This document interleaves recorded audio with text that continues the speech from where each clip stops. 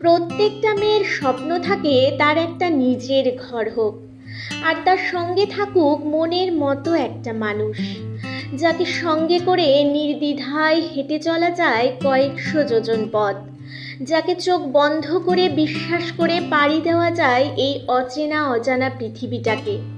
আর শুধু মেয়েরা নয়, হয়তো প্রতিটি ছেলেও তাই চায়। তারাও হয়তো চায় তার এমন একটা জীবন সঙ্গিনী হোক যে তার দুঃখ কষ্টগুলোকে বুঝবে। যখন তার বড্ড একা লাগবে, তখন তাকে সাহস যোগাবে, তার কাঁধে রাখবে একটা আশ্বাসের হাত।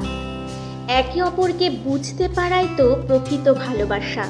এভাবেই তো গড়ে ওঠে একটা সুন্দর সংসার, একটা সুন্দর ভালোবাসার বাড়ি।